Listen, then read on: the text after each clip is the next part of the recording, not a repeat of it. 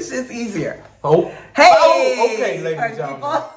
Little April producing me, telling me when to start. That's right. All right, but we're right back editing. with another Hey. episode of Split Decisions. Hey, party people. This one is going to be a really interesting, especially around this time of the year. Yes. Because a lot of people are waiting for that. Income tax. That tax money, ladies and gentlemen. That bread, they be like, ooh, I can flip your tax money. Let's take a minute to look at this person. You got your taxes back this week. Now you acting like you can't speak. Don't worry, bitch, you still look cheap. Don't worry, bitch, you still look cheap. You got your taxes back this week. Now you acting like you can't speak. All right, Acting a fool. a complete Can't fool. wait for that money to come. So here's the thing.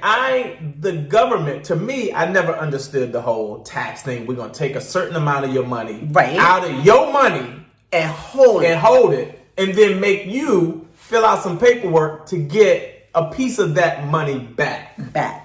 So that's the tax game. That's a tax game. All right, or as I like to call it, the tax scam.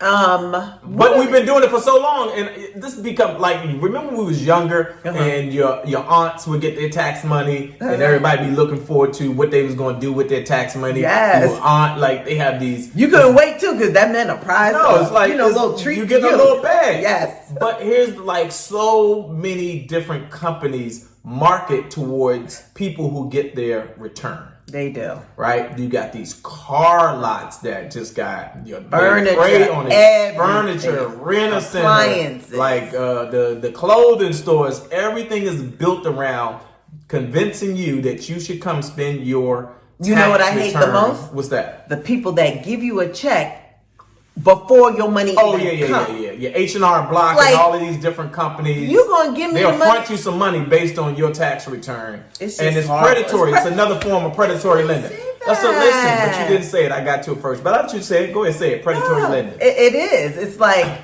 betting on, and you want the money, or a lot of people may need the money, so they know that.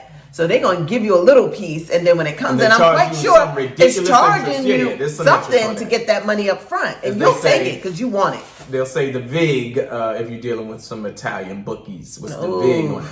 Yeah. But so April and I are having a conversation. This was one of the things that we were trying to figure out, is like, because we actually go through this, is when you file as a family. Right. Because I have a business, and then April and I have to file jointly, and then these checks come back, and the question is like, what we doing?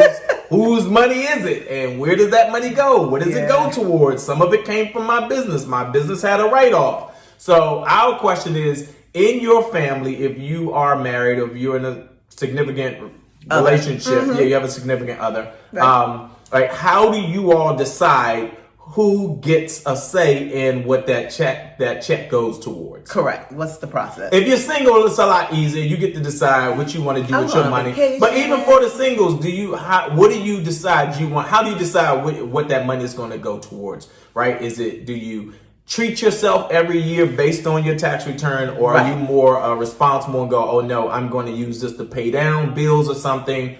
So for the singles, that's the question. How do you decide what you're going to do with your tax return?